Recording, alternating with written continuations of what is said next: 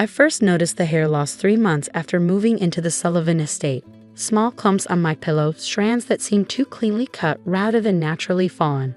My husband James dismissed my concerns with practiced ease. "Darling, it's just the stress of managing the estate," he'd say, his green eyes never quite meeting mine. "Mother said it's common for new wives to feel overwhelmed." "Ah yes, Mother." Victoria Sullivan, with her waist-length silver hair that never seemed to thin despite her age. She'd been oddly fixated on my thick black hair since James first introduced us, often reaching out to touch it during family dinners. "Such lovely hair," she'd murmur, her fingers lingering too long. "So full of vitality." I started waking up with headaches, feeling groggy even after a full night's sleep. The hair loss continued, always in neat sections, always while I slept. When I suggested installing security cameras in our bedroom, both James and Victoria vetoed the idea immediately. "The Sullivan estate has traditions, dear," Victoria said during breakfast, stirring her tea with precise movements. "Privacy is sacred here." But Marcus, our new head of security, didn't know about these traditions when he upgraded the estate's surveillance system. He caught me alone in the garden one morning, his expression troubled.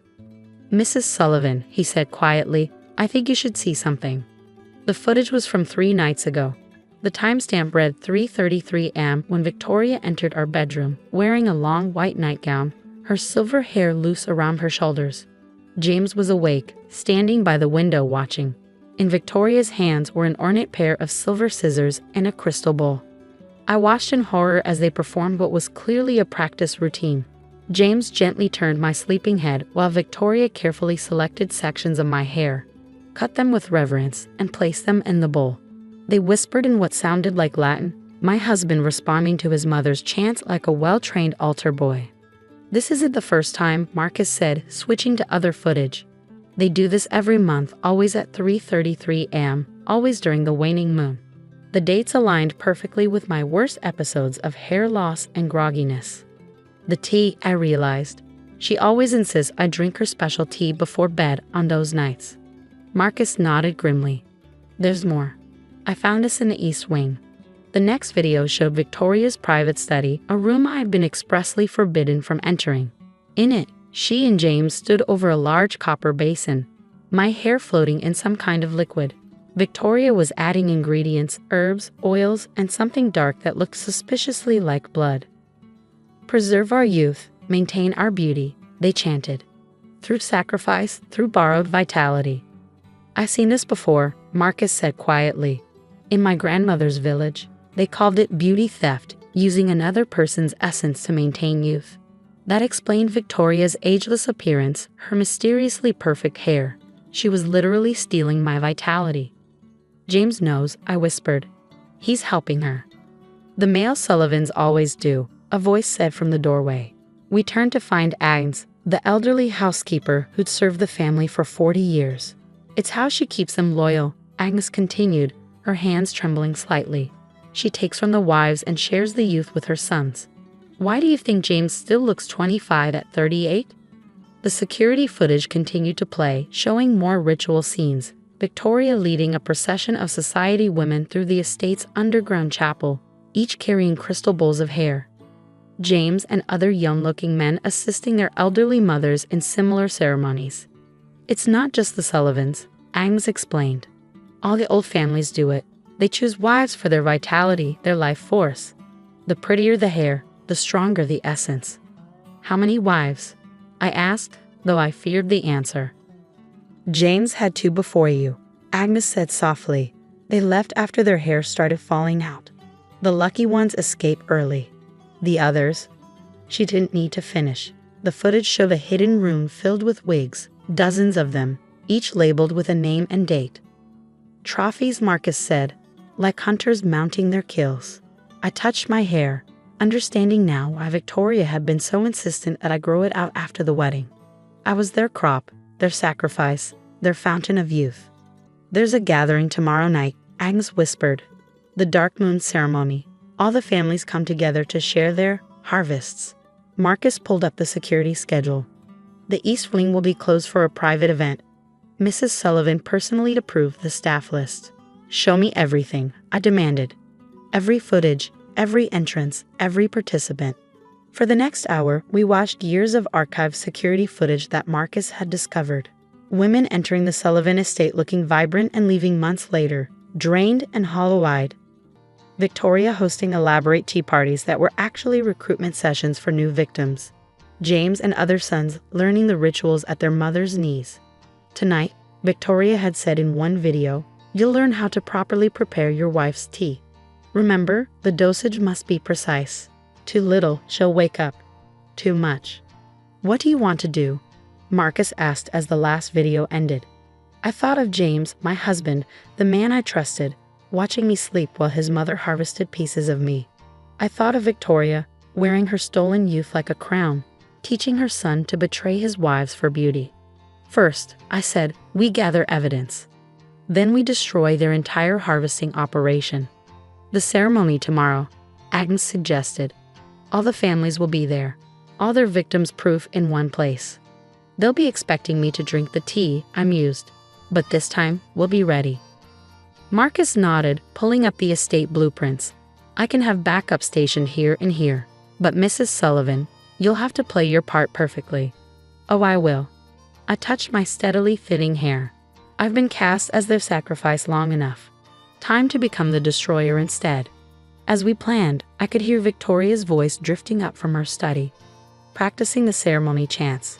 Soon, she would call me for our daily tea, watching with those ageless eyes as I drank my own destruction. But tonight, the tea would lead to a very different ritual. More tea, dear. Victoria's smile was honey poison as she lifted the silver pot. The afternoon sun caught her perfect hair, each strand a trophy stolen from women like me. Of course, Mother. I watched her pour, noting the slight tremor in her hands. Excitement for tonight's ceremony, no doubt. Marcus had spent the morning documenting the estate's hidden spaces. Behind the wine cellar, beneath the chapel, a network of ritual rooms waited. Each one was equipped with copper basins, crystal bowls, and walls lined with photographs. Before and after shots of their victims. The Ashworths will be joining us tonight, Victoria mentioned casually. Their new daughter-in-law has such lovely red hair. So vital. I thought of the red-headed woman I'd seen at last month's garden party, radiant and unsuspecting. Another lamb for their harvest. Speaking of tonight, James entered, kissing his mother's cheek before settling beside me. Darling, you'll wear the white nightgown I bought you. The one that made access to my hair easier, I realize now. Wouldn't miss it for the world. Agnes had shown me the ceremony records she'd secretly kept for decades. 37 wives. 37 harvests. Some disappeared entirely, their vitality completely drained for the annual rejuvenation ritual. Such a good girl, Victoria approved. So different from James's previous wives. They were difficult. What happened to them? I asked innocently that Marcus had already found the answers in sealed medical records. They chose to leave, James said smoothly. Couldn't handle the responsibilities of being a Sullivan. Couldn't handle being slowly drained to death, more likely. The records showed one in a mental hospital, one in a permanent coma, and one simply missing. I sipped the tea, watching Victoria's eyes track my every swallow. What she didn't know was that Marcus had replaced her special blend with regular chamomile. Tonight, I would be wide awake. The moon is perfect for tonight, Victoria continued. The darkness aids the transfer of essence. Transfer of essence, such a delicate way to describe the theft of life force. The security footage had revealed their entire process.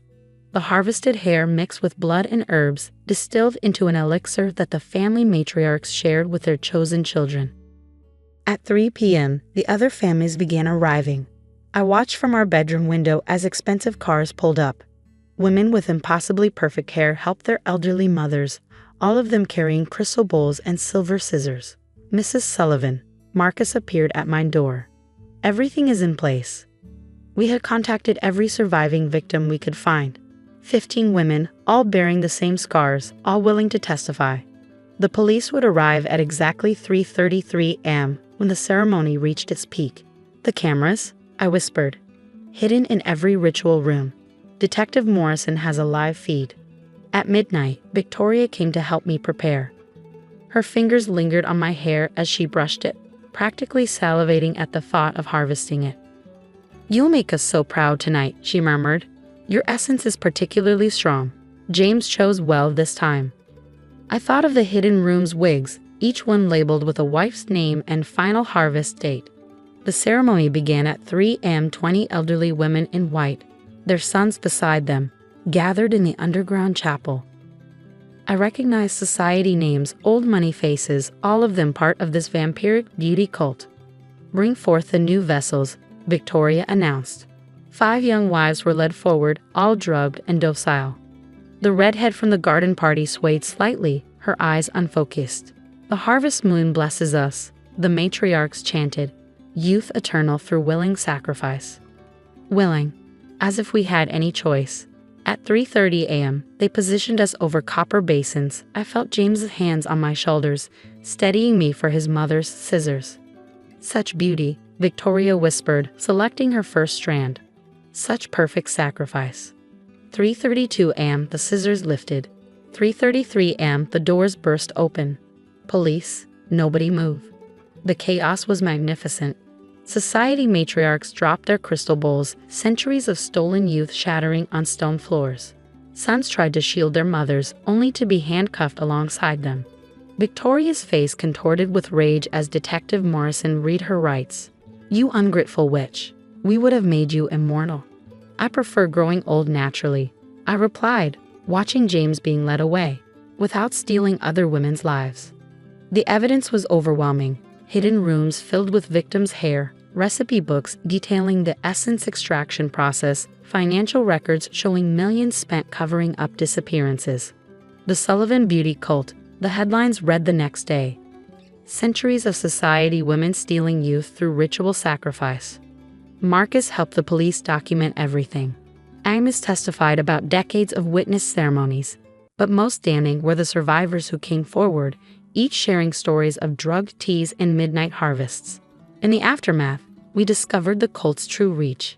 Judges, doctors, police chiefs, all with impossibly young-looking mothers, all participating in the harvests. The entire upper crust of society had fed on stolen youth for generations. Victoria and her inner circle faced multiple charges: assault, false imprisonment, conspiracy. James and the other sons were charged as accessories. "You've destroyed centuries of tradition," Victoria spat during her arraignment. "Our beauty was our birthright." "Your beauty was stolen," I corrected. "And now everyone knows." We converted the Sullivan estate into a recovery center for cult survivors. The hidden ritual rooms became therapy spaces. The copper basins were melted down to make plaques honoring the victims.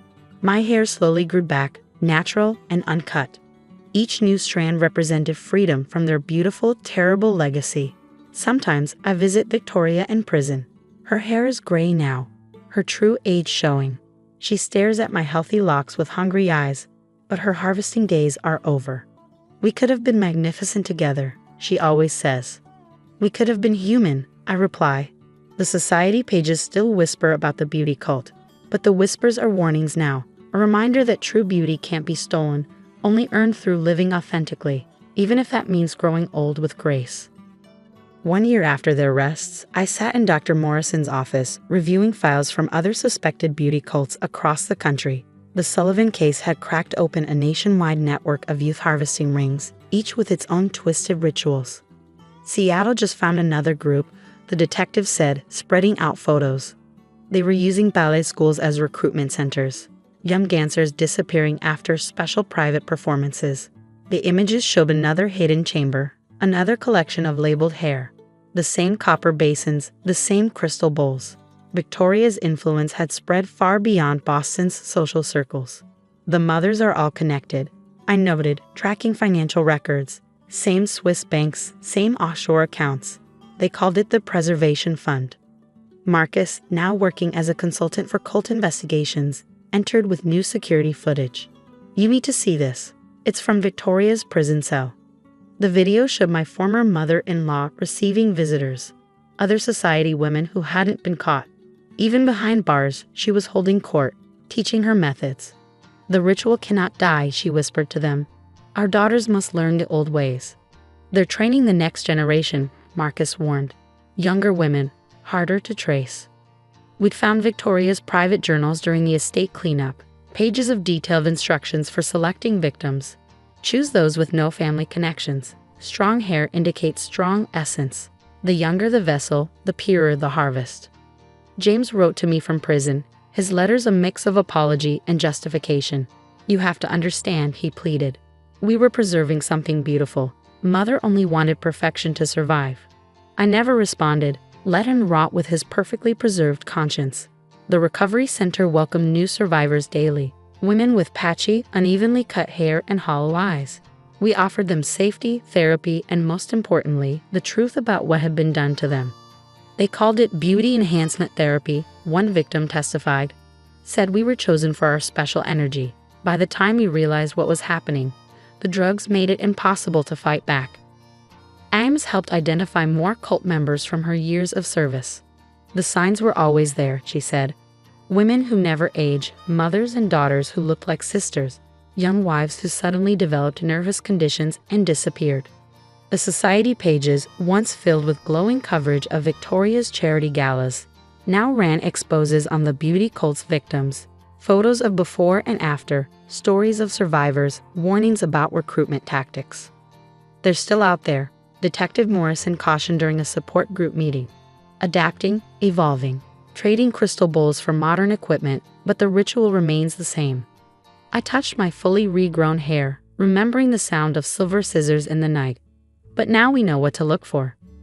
We turned the Sullivans' ritual rooms into a museum of sorts, educating law enforcement about cult practices. The copper basins, the ceremonial scissors, the detailed logs of harvests, all evidence of humanity's desperate pursuit of eternal youth. Victoria's final appeal was denied last week. As they led her back to her cell, her once silver hair now stringy and gray, she called out to me. You could have been part of something eternal, she said. We offered you immortality. You offered me theft, I replied. There's nothing eternal about stolen time. The Recovery Center hosted its first graduation ceremony yesterday. 20 survivors, their hair growing back naturally, their eyes clear of fear. We burned Victoria's ritual books in the courtyard, watching centuries of toxic beauty standards turn to ash. James sent one last letter from prison. Mother still believes you'll understand someday. When age starts taking your beauty, you'll wish you'd let us preserve it. I wrote back a single line. Real beauty grows old. The society whispers have changed. Young wives warn each other about two perfect mothers-in-law. Suspicious tea is left untouched. Security cameras are installed in private rooms. The beauty cult's power lay in secrecy and shame. In the light of exposure, they're withering like flowers without water.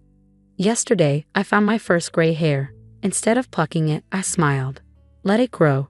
Let it shine. Let it be a symbol of beauty earned through living, not stolen through ritual. The copper basins are melted down. The crystal bowls are shattered. The silver scissors are evidence now, their harvesting days done. But somewhere, in shadowy corners of high society, mothers are still teaching daughters the old ways. The hunger for eternal youth never truly dies. So we stay vigilant. We tell our stories. We protect the next generation of potential vessels. Because real beauty can't be harvested. It has to be lived.